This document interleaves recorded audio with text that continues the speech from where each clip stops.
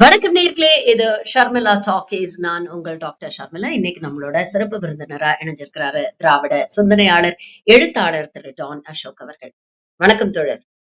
வணக்கம் டாக்டர். வணக்கம். தேர்தல் நெருங்கிக்கிட்டு இருக்கு. 4 வருஷமா திமுக ஆட்சியில இருந்திருக்கு. இப்ப எதிர்க்கட்சிகளுக்கு திமுக மீது ஏகப்பட்ட விமர்சனங்கள் இருக்கு. ஏகப்பட்ட சர்ச்சைகளை கிளப்ப முயற்சி பண்ணிட்டு இருக்கிறாங்க. இடைத்தேர்தல் வரைக்கும் திமுகவை தீவிரமாக எதிர்த்த சீமான் பாத்தீங்கன்னா, இப்ப தனியா ஒரு ட்ராக்ல போயிட்டு இருக்கிறாரு. திடீர்னு மரம் ஏறி கல்ல இறக்குறேன் அப்படின்னு கிளம்பிட்டாரு. நேத்து பாத்தீங்கன்னா, ஆடு மாடுகளுக்கெல்லாம் ஒரு மாநாடு நடத்தி இருக்கிறாரு. சீமானுடைய இந்த போக்கை எப்படி பாக்குறது?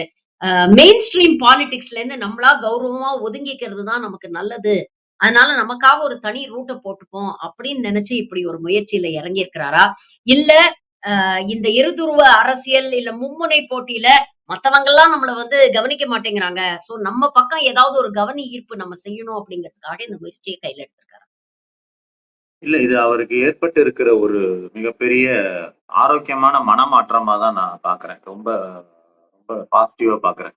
இத்தன வருஷங்களுக்கு பிறகு மனிதர்களை வழிநடத்துகிற தன்மை தனக்கு இல்லை. 5 அறிவு, 4 அறிவையாவது வழிநடத்துற அளவுக்கு நம்ம பேச்சு திறன் இருக்கிறதா? அப்படின்னு முடிவு பண்ண ஒரு மனமாற்றமா தான் நான் பார்க்கிறேன். அந்த மாநாட்டுல கூட எருமை மாடுகளுக்கு இடம் இல்லாதத நான் வன்மையா கண்டிக்கிறேன். எருமை மாடே இல்ல அதுல. அது ஒரு கருப்பு நிறவெறியும் அவருக்கே தெரியாம அவருக்குள்ள இருக்கு. அடுத்த மாநாடு எருமைகளுக்காக பிரத்யேகமா நடத்தணும் அப்படிங்கிறத ஒரு கோரிக்கையா வச்சுக்கிட்டு, அவருடைய இந்த புதிய பாதைக்கு அவர் சில பேருக்கு ரொம்ப வருஷம் கழிச்சு தான் தங்களோட ஸ்கில் செட் தெரியும். சில பேர் பல துறைகள்ல இருப்பாங்க. அப்புறமா திடீர்னு சினிமாவுக்கு பெரிய டைரக்டர் ஆயிருவாங்க. அது மாரி பல வருஷம் அரசியல்வாதியா ட்ரை பண்ணிட்டு, இப்பதான் புதுசா மாடு தெரப்பி இதுக்கு இன்னமும் ஒரு வார்த்தை என்னால காயின் பண்ண முடியல. மாடுகளுக்கெல்லாம் ஓட்டுரிமை கேட்டது எனக்கு தெரிஞ்சு இந்திய உலக வரலாற்றிலேயே முதல் முறையா ஒரு மனிதர் கேட்டிருக்கிறார். அப்ப இதெல்லாம் நம்ம நம்ம பாராட்டப்பட வேண்டிய விஷயமா தான் நான் பாக்குறேன். சீமானின் இந்த புதிய முயற்சிக்கு நம்ம துணையா இருக்கலாம். இதுல இன்னொரு விமர்சனம் வருதுல்ல. ஒரு குறிப்பிட்ட சமூகங்களையா இவர் டார்கெட் பண்றாரு. குறிப்பிட்ட சமூகங்கள் சாதி ஓட்ட இவர் டார்கெட் பண்ணி தான் இது போன்ற விஷயங்கள செய்றாரு அப்படிங்கிற ஒரு விமர்சனம் வருது. இன்னொரு பக்கம் பார்த்தீங்கன்னா, பாஜகவுடைய கருத்தியலை தான் இவர் மறைமுகமாக என்டார்ஸ் பண்றாரு. அ கல் இறக்குறதெல்லாம் ஒரு உன்னதமான ஒரு தொழில் அப்படிங்கிற மாரியும், அ மாடு மேய்க்கிறத ஒரு குளோரிஃபை பண்ணி, ஒரு ஃபேண்டசைஸ் பண்ணியும் இவர் பேசக்கூடிய விஷயங்கள்லாம், நம்ம வீட்டு பிள்ளைங்கலாம் நல்ல அமெரிக்கன் ஸ்கூல்ல படிக்குது. ஆனா உங்க வீட்டு பிள்ளைங்கலாம் மாடு மேய்க்கணும் அப்படிங்கிற ஒரு கருத்தியல விஸ்வகர்மா யோஜனாவ இவர் ப்ரமோட் பண்றாரு அப்படிங்கிற விமர்சனங்கள்லாம் வருதே. இத எப்படி பார்க்குறீங்க? நீங்க அந்த மாநாடே பாத்தீங்கன்னா, இப்ப நான் ஒரு உதாரணம் இப்போ நம்ம ஒரு ஒரு விஷயம் யோசிக்கலாம். இப்போ பெட் பேரண்ட்ஸ்ன்னு சொல்லுவாங்க. நாய் வளர்ப்பவர்களை பெட் பேரண்ட்ஸ்ம்பாங்க. உதாரணத்துக்கு பெட் பேரண்ட்ஸுக்குன்னு ஒரு மீட்டிங்ன்னு வைங்களேன். அதுக்கு ம். பெட்ஸ கூப்பிட மாட்டாங்க. பெட் பேரண்ட்ஸ கூப்பிடுவாங்க. அந்த நாயை வளர்ப்பவர்கள்கிட்ட தான் அந்த நாய் எப்படி பண்ணும், அப்படி பண்ணும்பாங்க. நீங்க இந்த மாடு மாநாட்டுல நான் கூட என்ன நினைச்சேன், மாடு வளர்க்குறவங்க எல்லாம் உட்கார்ந்துருப்பாங்க. மாடையே கூட்டிட்டு மாடா நடத்துனதுதான் அதுல ஹைலைட். அதனால இவருடைய ஜாதி இதெல்லாம் மாடுகளுக்கு தான் கடத்திட்டு இருக்கிறாருன்றது என்னுடைய ஒரு ஒரு கணிப்பா இருந்துச்சு. இன்னொன்னு, இவர் என்ன நினைச்சுக்கிட்டாரு, பனை ஏறுறத நம்ம பிரபலப்படுத்தினா நாடார் ஓட்டு கிடைக்கும் என்ற நம்மளோட சுயஜாதி ஓட்டு கிடைக்கும்னு நினைக்கிறாரு. நாடார்கள் யாரும் பனை ஏறுவதை லட்சியமா வச்சுலாம் வாழல. எல்லாருமே படிச்சு முன்னேறணும். இன்னைக்கு நீங்க ஒரு ஜாதி ஓட்டை வாங்க வேண்டும் என்றால் கூட அந்த ஜாதிக்காரர்களை எப்படி உனக்கு உனக்கு படிப்புல ஏமாத்துறான், உனக்கு எம்பிசில ஏமாத்துறான், பிசில ஏமாத்துறான், உன் சீட்டெல்லாம் அவன் எடுத்துக்கிறான், இப்படி சொல்லி அவர்களுக்கு படிப்பு முன்னேற்றம், பொருளாதார முன்னேற்றம் பேசினாதான் ஜாதி ரீதியான ஓட்டு கூட தமிழ்நாட்டுல வரும். தமிழ்நாட்டுல நீ பணம் ஏறு உன்னோட குலத்தொழில செய்யணும் ஒருத்தன் போய் சொன்னா ஜாதி எவனுமே ஓட்டு போட மாட்டான். அது அது அதையெல்லாம் சீமானுக்கு ஒரு குறைஞ்சபட்ச அறிவே இல்லாம எவன் இப்படி ஐடியா கொடுக்குறான்னு தெரியாது. மத்தபடி நீங்க சொல்ற ஒரு விஷயத்த ஒத்துக்கிறேன். ஒரு மேடையில பேசுறாரு, ஜிம்முக்கு போ, டம்பிள்ஸ் அடி. இவர் 1000 டம்பிள்ஸ் எல்லாம் போடுவாரு தெரியுமா? அது ஒரு ஜிம் இதுல சொல்லியிருக்காரு. 1000 வரைக்கும் எல்லாம் போடுவாரு. அந்த அளவுக்கு ஒரு பெரிய அர்னால்டு ஷ்வார்ஸ்நெகர் போடு. அதுக்கப்புறம் மாட்டுக்கறி சாப்பிடு, இப்படி போ அப்படிம்பாரு. இப்ப மாடுட்ட மாடுதான், மாடு அப்படியே கட்டி புடிச்சு அந்த ஒரு கதை இருக்குல்ல, பலாமரத்தை கட்டி பிடிச்சோன்னா பலாமரம் வந்துச்சு, நம்மால் வர சொன்னாருன்னு சொல்லுவாரு. அது மாதிரி மாடுகளுக்காக பயங்கரமா பேசிட்டு இருக்கிறாரு. இந்த மாற்றம் இருக்குல்ல, இது அப்படியே தமிழ் தேசிய சங்கியாக சீமான் முழு நேரமா 2 பேர் இன்னைக்கு வந்து அப்பட்டமா தமிழ் மக்களிடையே தங்களுடைய எல்லா தோள்களையும் உரிச்சிட்டு ஆரஞ்சு கலர் தோல் தாண்டா எங்க தோல்னு காட்டியிருக்காங்க. ஒண்ணு வந்து சீமான் இந்த இந்த மாடு மாநாட்டுல, இன்னொன்னு எடப்பாடி. எடப்பாடியை பத்தி எப்படி கேட்பீங்க நீங்க? எடப்பாடி கூச்சமே படாம கோயில் காசு எடுத்து காலேஜ் கட்டலாமா அந்த ஆளு பிரச்சாரம் பண்ண ஆரம்பிச்சதுல இருந்து திமுகவுக்காக பிரச்சாரம் பண்ணிட்டு இருக்காரு. எவனோ அந்த ஆளோட பரம விரோதி, நான் கூட எழுதியிருந்தேன். இவ்வளவு கேவலமா அந்த ஆளுக்கு எவனோ ஸ்பீச் எழுதி கொடுத்து அந்த ஆளை உட்கார வைக்கிறது பிளான் பண்றாங்க. சோ ஆக மொத்தம் 2 சங்கிகள் வந்து முழுதாக எக்ஸ்போஸ் ஆயிருக்கிறார்கள்.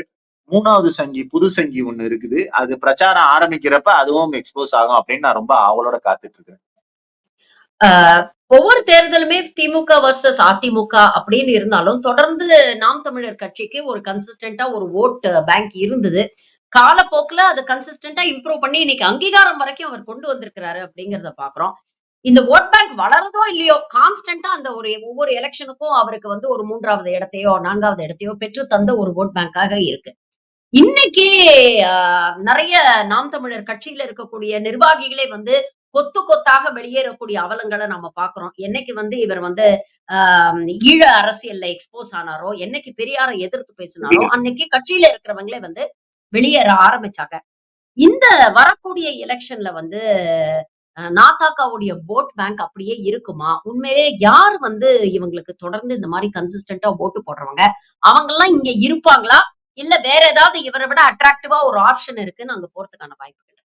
இந்த மாற்று அரசியல் விரும்பிகள் இருக்காங்கல்ல, அதாவது தமிழ்நாடு நாசமா போச்சு. அவங்கள பொறுத்த வரைக்கும் தமிழ்நாடு நாசமா தான் போச்சு. அது வந்து ஒரு உருப்படாத திராவிட கட்சிகள் வந்து கெடுத்துருச்சு அப்படின்ற ஒரு மனநிலையில இருக்கிற அந்த மாற்று அரசியல்னு அந்த சின்ன பசங்க ஓட்டுரிமை இப்பதான் கிடைச்சிருக்கும். அவர்களுக்கு அரசியல் ஆர்வம் இருக்கும். ஆனா ஏதோ ஒண்ணு சாதிக்கணுங்கிற வெறியோட இருப்பாங்க. அவர்கள் தான் ஒவ்வொரு தேர்தலையும் இந்த மாதிரி மாற்றுன்னு முன்வச்சு வைக்கிற ஆட்களை சப்போர்ட் செய்கிறவர்கள். அடுத்த தேர்தலில் அதுக்கடுத்த தேர்தல் வரும்போது அவங்களுக்கு ஒரு 32 வயசாயிரும். அப்பதான் வாழ்க்கைனா என்னன்னு தெரியும், ஜிஎஸ்டினா என்னன்னு தெரியும், நிர்மலா சீதாராமன் என்னன்னு தெரியும், கஷ்டம்னா என்னன்னு தெரியும். அப்ப எந்த கட்சி வந்து நம்ம தமிழ்நாட்டை வாழ வைக்குதுன்னு அவங்களுக்கு அறிவு வந்தோம்னா அங்க போயிருவாங்க. அதுக்குள்ள அடுத்த பேட்ச் இங்க ரெடி ஆயிருவாங்க. அதனாலதான் இந்த வாக்கு வங்கிங்கிறது ஒரு கான்ஸ்டன்டாவே இருக்குமே தவிர ஒரு ஆட்சிக்கு வர்ற அளவு இந்த வாக்கு வங்கி வரவே வர. இது வந்து ஒரு பாசிங், அது என்ன சொல்றது, ஒரு வழிப்போக்கர்களின் ஓட்டு மாதிரி. அரசியலை கற்றுக்கொண்டிருக்கும் போது முதல் கிளாஸ் அவரு சொல்லுவார்ல, என்னோட வாக்காளர்கள் எல்லாம் எல்கேஜி படிக்கிறோம். உண்மையிலேயே வாக்காளர்கள் படிக்கல, வாக்காளர் படிக்கல, இந்த கட்சி எல்கேஜி.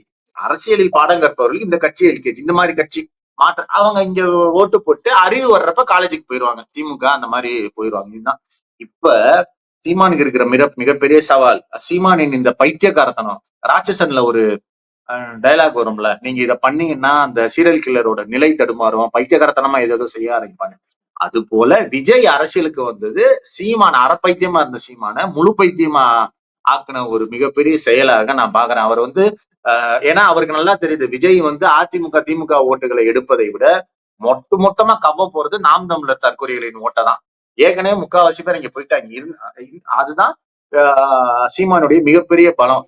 விஜய் ஆரம்பத்துல தாக்குனது, அப்புறம் புதுசா பண்றேன் பாருங்க வித்தியாசமா மரம் ஏறினது, மாநாடு நடத்துறது, இது எல்லாமே டெஸ்பரேட் ஒரு ஆக்ஷனா தான் நம்ம பார்க்க வேண்டியது இருக்கு. அதனால சீமான் தன்னுடைய வாக்கு வங்கியை இந்த தேர்தலில் மிக பெரிதாக விஜயிடம் இழக்க போகிறாருங்கிறதுல எனக்கு மாற்றுக்கிறதே கிடையாது. அதே நேரத்துல Vijay is going to be the new சீமானை தவிர Vijay is not going to be a alternate for Dravidian politics. அதுல வந்து மாற்றுக்கிறது கிடையாது. Vijay is the new Seeman அப்படின்னு சொல்லியிருக்கீங்க. சீமான் வந்து ஒரு கோமாளி அப்படின்னு வேற சொல்லிட்டீங்க. இப்ப விஜய் அரசியல் தளத்துல வந்து விஜய்க்கு ஒரு புரிதலே இருக்கா? இந்த அரசியல் தளம் அப்படிங்கிறது என்ன? அரசியல்னா என்ன? அப்படிங்கிற புரிதல் இருக்காங்கிற கேள்வியே வருது.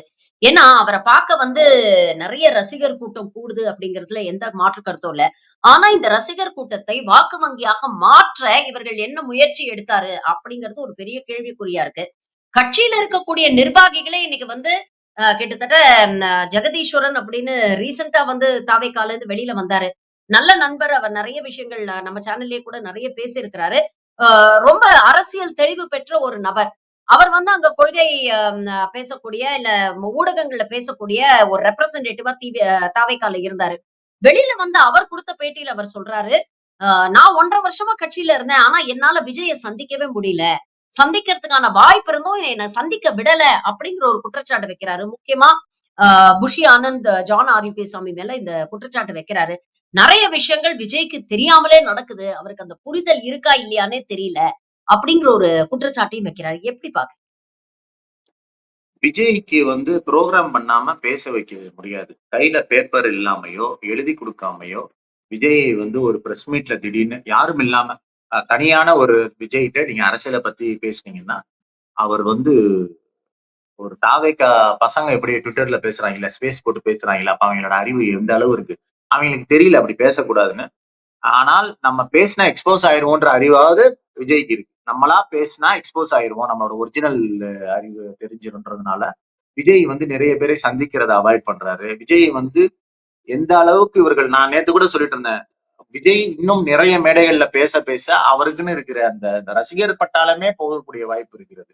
ஏன்னா Vijay the more he speaks the more he will be exposed. அதுல வந்து மாற்று கருத்தே கிடையாது. அதனாலதான் விஜய் என்னமோ ஒரு பொக்கிஷம் மாதிரி அப்படியே இந்த பாதுகாத்து வச்சுக்கிட்டு யாருக்கும் தெரியாம நாங்க தான் இப்ப கூட ஒரு இன்னொரு ஃப்ராடு சேர்ந்திருக்கு. ஆதவ அர்ஜுனான்னு ஒரு ஃப்ராடு, ஒவ்வொரு கட்சியா போற ஃப்ராடு. அந்த ஃப்ராடு, புசி ஆனந்த் என்கிற அந்த அப்பாவி, இது எல்லாமே சேர்ந்து இவரை இது பண்ணிக்கிட்டு இருக்கிறாங்க. எத்தனை நாள் தான் மறைச்சு வைக்க முடியுதுன்னு பாப்போம். Coming to Edappadi last but not த லீஸ்ட்னு இவ்வளவு நாள் வந்து ரொம்ப அடக்கி வாசிச்சுட்டு இருந்தாரு. அமித்ஷா தான் வந்து கூட்டணியே அறிவிச்சாரு. தொடர்ந்து 2 முறை கூட்டணி ஆட்சி தான் அப்படின்னு சொன்னோன்ன கூட எடப்பாடி வந்து அதுக்கு பெருசா ரியாக்ட் பண்ணல, அலட்டிக்கல. இன்னைக்கு மறுபடியும் வந்து ஒரு ஊடகத்துக்கு ஆங்கில ஊடகத்துக்கு கொடுத்த பேட்டியில வந்து கூட்டணி ஆட்சி தான், அதுல எந்த மாற்றமும் இல்லன்னு திட்டவட்டமா அமித்ஷா 3வது முறையாக அழுத்தம் திருத்தமா சொல்லியிருக்கிறாரு. திடீர்னு என்னமோ எடப்பாடி பழனிசாமிக்கு ஒரு ஆவேசம் வந்திருக்கு. கிளம்பி இப்ப வந்து நான் ரோட் ஷோ பண்றேன் அப்படின்னு போறாரு. அங்க போயிட்டு பல அபத்தமான விஷயங்கள வந்து ஒவ்வொரு மேடையிலயும் பேசுறாரு. அதற்கு எதிர்வினை வருது அப்படின்னு தெரிஞ்சோனே அத சமாளிக்கிறாரு. என்னதான் நடக்குது? ரொம்ப டெஸ்பரேட் ஆயிட்டாரா? இல்ல பாஜக பின்னால இருந்து நீங்க போங்க, தைரியமா போய் பேசுங்க. இந்த கருத்தியல பேசுங்க. எப்படி வந்தாலும் நாங்க பாத்துக்கிறோம். நாங்க புரொடெக்ட் பண்றோம் அப்படின்னு பாஜக குடுக்குற தைரியத்துல இப்படி பேசுறாருன்னு நினைக்கிறேன். இல்ல எனக்கு 2 விஷயம் தெளிவா தெரியுது. அமித்ஷா தொடர்ந்து இப்ப உதாரணத்துக்கு ட்ரம்ப் தொடர்ந்து சொல்லிக்கிட்டே இருக்காருல்ல. நான் தான் பாகிஸ்தானையும், இந்தியாவையும் பேச வச்சேன். நீங்க 2 பேரும் சண்டை போட்டீங்கன்னா ட்ரேடு எதுவும் குடுக்க மாட்டேன்னு பேச வச்சேன்னு 18, 19 தடவ சொல்லிட்டாரு. ஆனாலும் மோடி பாருங்க அமைதியாவே இருப்பாரு. அதே போலதான் அமித்ஷா சொல்லிக்கிட்டே இருக்காரு. கூட்டணி ஆட்சி. இன்னைக்கு கூட பாருங்க, வில் யூ டேக் பார்ட் இந்த கவர்மெண்ட்ன்னு கேட்டா எஸ்ங்கிறாரு. அமித்ஷா எஸ்ங்கிறாரு. அப்ப எனக்கு 2 விஷயம் தெளிவா தெரியுது. எடப்பாடிக்கு நான் இருந்தாலும் சொன்னா சொல்லிட்டு போட்டோம். நம்ம ஆட்சிக்கு வந்தா தானே அந்த ஒரு எண்ணம் இருக்கணும். ஃபர்ஸ்ட் என்ன இப்ப சரி சொன்னா சொல்லிட்டு இப்ப ஆட்சிக்கு வரவன் தானே கவலைப்படுவான். இப்ப திமுக கவர்மெண்ட்ல நீங்க பங்கு பெறணும், இது குடுக்கணும், அது குடுக்கணும். இப்ப திமுக தொண்டை கூட டென்ஷன் ஆவான் பாத்துருக்கீங்களா? இது சரி தவறுன்றது 2வது விஷயம். அது அந்த டாபிக் தனி டாபிக். அதை விட்டுருங்க. ஆனா திமுக கவர்மெண்ட்ல கூட்டணி கட்சிக்கு இடம் கொடுக்கணும்னு யாரோ காங்கிரஸ்லயோ இல்ல வேற கட்சியிலயோ யாராவது பேசினா திமுக தொண்டை டென்ஷன் ஆகும். ஏன்னா திமுக தொண்டனுக்கு ஐயோ நம்ம ஆட்சிக்கு வர போறோமே அடுத்து இந்த பிரச்சனை வந்துருக்கும்ன்ற ஒரு பக்கம் இருக்கும். எடப்பாடிக்கு நம்பர் 1 அது இல்ல. 2வது எடப்பாடி செய்து கொண்டிருப்பது அதிமுக பிரச்சாரம் அல்ல. பாஜக பிரச்சாரத்தை முழு மூச்சாக அவர் ஆரம்பிக்கிறதே வந்து எச்ராஜா மாதிரியே தான் பேசிட்டு இருக்கிறார். சோ எனக்கு என்னன்னா முழுசா ஒப்பு கொடுத்துட்டாரு பாஜக. நீ என்ன வேணாலும் என்ன வந்து யூஸ் பண்ணிக்க. உனக்கு உன்னோட அஜெண்டாக்கு என்ன வேணாலும் யூஸ் பண்ணிக்க. நான் சரின்னு சொல்றேன். என் காசை காப்பாத்தி கொடுத்துரு. ஏன் சம்மந்தியை எதுவும் பண்ணிடாத. எங்க ஏரியால யாரையும் தொற்றாத. இவ்வளவுதான் எடப்பாடியினுடைய பாஜக தொடர்பான கண்டிஷனாக இருக்குது. மற்றபடி தேர்தல்ல ஜெயிப்பதெல்லாம் ஜெயிச்சு ஆட்சி அமைக்கணும், தனியா ஆட்சி அமைக்கணும், அதிமுகவை வந்து ஜெயலலிதா காலத்து பலத்தோடு மீட்டு அமைக்கணும். அந்த எண்ணம் எல்லாம் எடப்பாடி கிடையவே கிடையாது.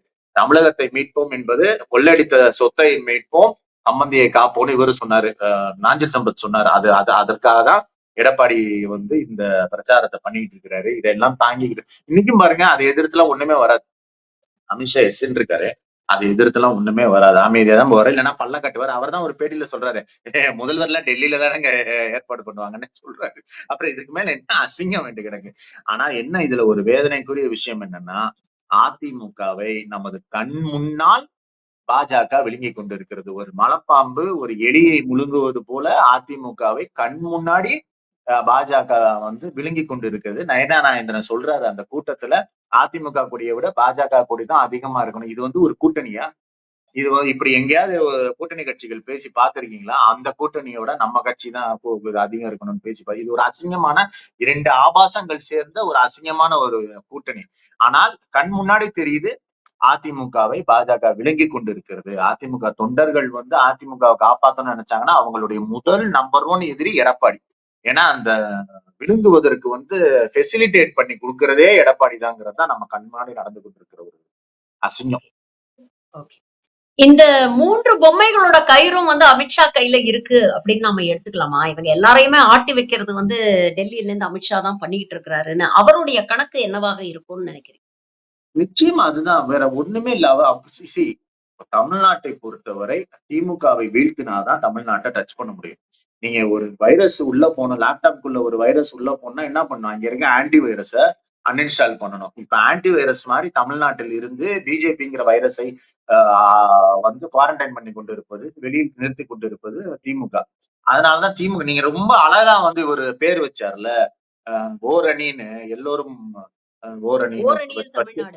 ஓரணியில் தமிழ்நாடுன்னு வச்சது ரொம்ப காரணத்தோட இருக்கிறது. நாங்கெல்லாம் ஓரணி, நீங்க எதிர்ப்பவன் எல்லாம் இன்னொரு அணிங்கிறதா டெல்லி அணி. நேற்று அழகா சொல்லியிருந்தாரு, எதிர்ப்பவர்கள் எல்லாம் டெல்லி அணி தான். நீ விஜய் அணி, நீ மாடு மாநாடு அணி, நீ எடப்பாடி சங்கி அணி, அதெல்லாம் கிடையாது. எல்லோரும் வேலை பார்ப்பது டெல்லிக்கு தான். டெல்லிக்கு என்ன உங்களோட அஜெண்டா? என்ன? திமுகவை எதிர்க்கணும். அதனாலதான் மிக தெளிவாக ஓரணியில் தமிழ்நாடுன்ற பெயரை வைத்து இந்த இது நடந்து கொண்டிருக்கிறது. இதை மக்கள் தெளிவாக புரிந்து கொள்வார்கள்ன்றதுல மாற்று கருத்தே கிடையாது. ஓரணியில் தமிழ்நாடு அப்படிங்கிற முயற்சி ஒரு பக்கம் நடந்துட்டு இருக்கு. இன்னொரு பக்கம் இவங்க எல்லாரும் பாத்தீங்கன்னா ஃபர்ஸ்ட் டைம் ஓட்டர்ஸ், இளைஞர்கள் இவங்களதான் அதிகம் டார்கெட் பண்றாங்க. ஏன்னா அதுதான் ரொம்ப வல்னரபிள் ஒரு section of the vote bank அப்படிங்கிறது அவங்களுக்கும் நல்லாவே தெரிஞ்சிருக்கு. திமுக தரப்புல இந்த ஃபர்ஸ்ட் டைம் ஓட்டர்ஸ்க்கு ஒரு அவேர்னஸ் கிரியேட் பண்றதுக்கு, ஒரு அரசியல் புரிதல் கிரியேட் பண்றதுக்கு, நீங்க சொன்ன மாதிரி இந்த திமுக அப்படிங்கிற ஒரு அரண் உடைஞ்சு போச்சுன்னா பிஜேபி அப்படிங்கிற இந்த சங்கிகள் தமிழ்நாட்டுல காலை பதிச்சுட்டாங்கன்னா உங்களோட எதிர்காலம் தான் முதல்ல பாதிக்கப்படும் அப்படிங்கறது அவங்களுக்கு அந்த புரிதலை ஏற்படுத்துறதுக்கு திமுக நிறைய முயற்சிகள் எடுக்குது. திராவிட பாசறைகள் தொடர்ந்து நடக்குது. நீங்களும் நிறைய இந்த பாசறைகள் எல்லாம் பேசியிருக்கீங்க. சோ திமுக என்னென்ன முயற்சிகள் எடுக்குது, அதுல எப்படி நீங்க இன்வால்வ், அதை பத்தி கொஞ்சம் சொல்லுங்க. இப்போ இளைஞர்கள் கிட்ட முன்னாடி கலைஞர் இருந்த போது நம்ம லேக் ஆன இடம் இளைஞர்களிடம் போய் அடையிற. இளைஞர்களுக்கும் திமுகவுக்கும் ஒரு மிகப்பெரிய ஒரு தொலைவு இருந்துச்சு. அவர்களுக்கு முதல்ல திமுகனா என்னன்னே புரியல. திமுகனா என்னன்னு புரியல, திமுக என்ன செஞ்சுச்சுன்னு புரியல. ஐடி கம்பெனில உட்கார்ந்துட்டு கலைஞரை திட்டுவாங்க. இந்தியாலேயே முதல் முறையாக ஐடிக்குன்னு கொள்கையை கொண்டு வந்தவர் கலைஞர் தான். கம்ப்யூட்டர் சயின்ஸ் பாட புத்தகத்தை 77ல கொண்டு வந்தது. இது போல நம்ம அடிக்கிட்டே போலாம். ஆனால் எந்த இடத்திலுமே அதை கொண்டு போய் நம்ம இளைஞர்கள்ட்ட சேர்க்கல. அது நம்மளுடைய தவறு தான். அத இளைஞர்கள் தவறாக சொல்ல முடியாது. அதற்கு குறிப்பாக நாங்க நம்ம எதிர்கட்சியா இருந்த போது நாங்க என்னெல்லாம் உதயநிதி அவர்களிடம் சொன்னோமோ, சார் நம்ம போனோம், இளைஞர்கள்ட்ட போனோம், அவங்ககிட்ட போய் பேசணும், அவங்களுக்கு தெரியலன்னு சொன்னோமோ, அதையெல்லாம் விட அவர் இளைஞரணி செயலர் ஆனதுக்கு பிறகு அத்தனை செஞ்சுட்டாரு. அதாவது எங்களை எங்களை மிக அதிகமாக வேலை வாங்கும் அளவுக்கே அவர் திட்டங்களை போட்டுக்கிட்டே இருக்காரு. கண்டினியூஸா நாங்க இளம் பேச்சாளர்கள் அவ்வளவு பேரை திமுக இன்னைக்கு உருவாக்கி இருக்கிறது. 16,000 விண்ணப்பங்கள் வந்துச்சு. அதுல இருந்து ஒரு 180 பேரை செலக்ட் பண்ணோம். அதற்கு பிறகு தொடர்ந்து இளைஞர்களுக்கு பயிற்சி பாசறைகள் நடந்துகிட்டே இருக்கு. இது தொடர்ந்து தளபதி இதை பண்ணியிருக்கிறாரு. இது இன்னைக்கு நீ உன் வீட்டுக்கு வருதுன்னா இது நாங்க தான் கொடுக்குறோம், திமுக தான் கொடுச்சுங்கிறதை சொல்லும் ஒரு கட்சியாக இன்றைக்கு பரிணாம வளர்ச்சி பெற்றிருக்கிற திமுக. சும்மா செஞ்சுட்டு போற கட்சியாக இல்லாமல் செய்வதை சொல்லியும் கொடுக்கிற ஒரு கட்சியாக இருக்கிறது. அதுதான் ஜனநாயகத்துல ரொம்ப தேவையா நான் பாக்குறேன். அதை சிறப்பா செய்யறோம். ஆனால் ஒரு ஒரு ஒரு விஷயத்த ஒப்புக்கொள்ளதான் வேணும். புதிய இளைஞர்கள்ட்ட போய் ஒரு பழைய கட்சியை சேர்ப்பதுன்றது சாதாரண விஷயம் இல்ல. அவனுக்கு என்னைக்குமே புதுசா வேணும். அவன் வந்தானா அவன் ஃபர்ஸ்ட் டைம் ஓட்டு போடுறப்ப புதுசாதான் அவனுக்கு போடணும். உதயசூரியங்கிறது அவனுக்கு என்னமோ ஒரு விதத்துல மனசுல பழைய சிம்பிளாக இரட்டையிலேயே அதுக்கு விதிவிலக்கு இல்ல.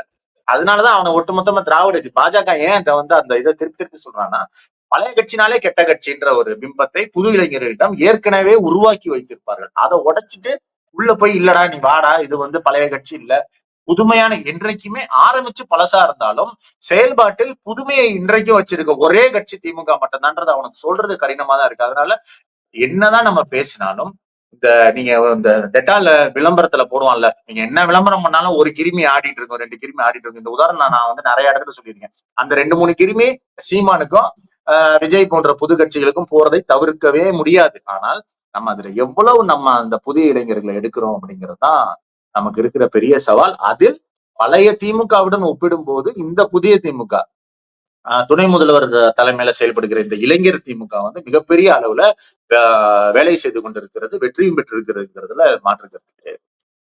ஓரணியில் தமிழ்நாடுடைய ரெஸ்பான்ஸ் எப்படி இருக்கு? மக்கள் கிட்ட வரவேற்பு இருக்கா? கோர் இஷ்யூஸ் வந்து மக்கள் ரியலைஸ் பண்றாங்களா? திமுக மீதும் 4 வருஷம் ஆட்சியில இருந்திருக்கிறாங்க. நிறைய ஆன்டி இன்கம்பன்சி இருக்கு. நிறைய இஷ்யூஸ், விமர்சனங்கள் திமுக மீது எதிர்க்கட்சிகள் வைக்குது. அத பத்தி மக்கள் வந்து கேக்குறாங்களா? போகக்கூடிய ரெப்ரசன்டேட்டிவ்ஸ் அத பத்தியும் மக்கள் பேசுறாங்க. கிரவுண்ட் லெவல்ல நான் எப்படி இருக்கு ஓரணி? நான் போன வரைக்கும் நான் கவனிச்ச நான் கவனிச்ச 2 விஷயம் சொல்றேன். திமுக மீது இருக்கிற பிரச்சனைகளை திமுக மாவட்ட செயலாளர்களே எதிர்கொள்றாங்க. திமுக மாவட்ட செயலாளர்கள் திமுக அந்த அந்த ஏரியால ஒரு மந்திரி பொறுப்பா இருக்காரு, ஒரு எம்எல்ஏ பொறுப்பா இருக்காருன்னா, அன்னைக்கெல்லாம் ஒரு லேடி கோயம்புத்தூர்ல இருக்கிறப்ப ஏதோ ஒரு ரோடு, எல்லா ரோடும் போட்டாங்க. 40 ரோடு 41 ரோடு என்னவோ சாங்ஷன் ஆயிருக்கு. 40 ரோடு போட்டாங்க. ஒரு ரோடு போடல. அந்த லேடி வந்து அப்படி சண்டை போடுது திமுக எம்எல்ஏ கூட. அவர் அதை டைரக்டா கான்ஃபரன்ட் பண்றாரு. இல்லம்மா இதுல இந்த பிரச்சனைமா. அவர் எந்த வித முகசுளிப்பும் பண்ணல. அவ்வளவு பெரிய கூட்டத்துக்கு முன்னாடி அந்த சண்டை நடக்குது. நான் நின்னுட்டு இருக்கிறேன் பேச்சாளரா. இல்லம்மா இது இந்த பிரச்சனை இதனால நடக்கல. நான் கண்டிப்பா ஃபாலோ பண்ணி முடிச்சு இதுதான் அங்கங்க இருக்கிற பிரச்சனைகளா இருக்கு. எதிர்க்கட்சிகள் திமுக மீது வைக்கிற ஏதாவது ஒரு உருப்படியான பிரச்சனை சொல்லுங்களேன். நீ பாருங்க, நீ ஃபர்ஸ்ட் ரவுண்ட் தேர்தல் கூட்டத்துக்கு போற முதல் ரவுண்ட் பிரச்சாரம் கோயில் பணத்தை எடுத்து காலேஜ் கட்டலாமான்னு கேக்குற. உனக்கு உனக்கு ஏதாவது அறிவு இருக்கா? நீ இதுதான் ஒரு எதிர்கட்சி வைக்கிற இதுவா? அதை விட்டுட்டா என்ன பண்ணுவீங்க? போலீஸ் கொலைம்பீங்க. அதற்கு முதல்வர் உடனே நடவடிக்கிறாரு. இந்த மாதிரியான எதிர்கட்சிகளின் குற்றச்சாட்டு எல்லாம் மக்கள் கிட்ட போய் சேரவே இல்லை. மக்கள் அதை வந்து ஏன்பா இதுக்கு மேல ஒருத்தர் என்னப்பா செய்ய முடியுங்கிற லெவல்ல தான் அதை பாக்குறாங்க. மத்தபடி ஆளுங்கட்சி மீதான அதிருப்தி இருக்குல்ல, இங்க ரோடு போடல, இங்க அதை பண்ணல, இதை பண்ணலங்கிறது அந்தந்த வட்டார லெவல்ல திமுக காரர்களாலேயே அது வந்து சரி செய்யப்படுகிறது, எதிர்கொள்ளப்படுகிறதுங்கிறதுல அததான் நான் நேரா பார்த்த ஒரு விஷயம். அது போலதான் இந்த மகளிர் உதவித்தொகை கிடைக்காத பெண்களின் அதிருப்தியையும் இப்படிதான் எதிர்கொள்றாங்க. கண்டிப்பா உங்களுக்கு கிடைச்சிரும்னு சொல்லியிருக்கிறாங்க. ஓகே. பிராங்கா சொல்லுங்க. சட்டம் ஒழுங்கு பிரச்சனை, இந்த டாஸ்மாக், எலக்ட்ரிசிட்டி டாரிஃபை ஏத்துனது, வீடு சொத்து வரி ஏத்துனது, இதெல்லாம் மக்கள் கிட்ட ஒரு பாதிப்பே ஏற்படுத்தலையா? அத பத்தி எந்த கேள்விகளும் வருது இல்லையா? இப்போ நீங்க ஒரு விஷயம், விலை ஏற்றம் இல்லாமல் எந்த அரசுமே இருக்க முடியாது. ஆனால் உங்களுக்கு ஞாபகம் இருக்கான்னு தெரியல. ஜெயலலிதா ஒரு தடவை டிரான்ஸ்போர்ட்ல டிக்கெட் விலையை ஏத்துனாங்க. பஸ் விலை ஏத்துனாங்க. எப்படி ஏத்துனாங்க? 100 டைம்ஸ் ஏத்துனாங்க. நேற்று வரை ரூ. 40 இருந்த டிக்கெட் இன்னைக்கு ரூ. 80 ஆச்சு. அடுத்த நாள்ல இருந்து ரூ. 80 ஆச்சு. ரூ. 80 இருந்த டிக்கெட் ரூ. 160 ஆச்சு. இந்த மாதிரி விலை ஏற்றத்தை ஒரு நாளும் திமுக மக்கள் மீது திணித்ததில்லை. அது போக இந்த இபில ஏற்றின விலையாகட்டும், இந்த சொத்து ஆகட்டும், இதுவுமே மக்களை பாதிக்கிற அளவுக்கு இருக்கானா, கண்டிப்பா அது வந்து ஒரு கேள்விக்குறியாதான் பார்க்க வேண்டியிருக்கிறது. மற்றபடி இதையும் கூட யாரு இங்க கட்டுப்படுத்துறாங்க, யாரு கையெழுத்து போட்டாங்க, அந்த உதவி திட்டத்துக்கு யாரு போய் கையெழுத்து போட்டாங்க, சொத்து வரியை நீ இவ்வளவு பண்ணாதான், இவ்வளவாவது நீ சொத்து வரியை இன்க்ரீஸ் பண்ணாதான் 15வது நிதி கமிஷன்ல இருக்கிற இது என்ன, இதையெல்லாம் மக்கள் நம்ம ஆட்சியில இருக்கும்போது ஏன்பா அவன் தான் காரணம் நம்ம சொல்றது ஒரு ஒரு அது அது வந்து எடுபடாத ஒரு விஷயம் தான். அப்புறம் உனக்கு ஓட்டு போட்டான்னு கேட்பாங்க. ஆனாலும் இப்படி ஒரு நிர்பந்தம் இந்த இடத்துலதான் டெல்லி மீதான ஒரு அதான் சொல்றேன், இந்த தேர்தலே வந்து தமிழ்நாட்டில் இருக்கிற இரு கட்சிகள் அப்படிங்கிறத விட டெல்லியில இருக்கிற ஒரு கட்சி, தமிழ்நாட்டுல இருக்கிற ஒரு கட்சி, தமிழ்நாட்டை நாசப்படுத்த நினைக்கிற டெல்லியின் படையெடுப்பு தமிழ்நாட்டுல அதற்காக மினிமலா என்ன செய்ய, எவ்வளவு டேமேஜ கொடுத்து மேக்சிமமா என்ன எடுக்க முடியுமா அவங்கள்ட்ட இருந்து அப்படி போராடி கொண்டிருக்கிற ஒரு கட்சிக்குமான ஒரு போராக தான் மக்கள் முன்னாடி போய் சேர்ந்திருக்குது. அதனால இந்த பிளாஸ் எல்லாம் மக்களுக்கு தெரியும், இது யாரால் என்பதும் தெரியும். ஆனால் மக்கள் பாதிக்கக்கூடிய, மக்கள் புலம்பக்கூடிய, மக்கள் என்னப்பா இப்படி பண்ணிட்டீங்கன்ற அளவுக்கு எந்த விதமான ஒரு பாதிப்பையும் மக்கள் சந்திக்கவில்லை இந்த ஆட்சியிலங்கிறதா நம்ம குறிப்பாக பார்க்க வேண்டிய விஷயமா நான் நினைக்கிறேன். பல விஷயங்களை இன்னைக்கு எங்களோட பகிர்ந்துக்கிட்டீங்க. உங்க நேரத்துக்கும் கருத்துக்களுக்கும் மிக்க நன்றி டான். Thank you very much. நன்றி டாக்டர். நன்றி டாக்டர்.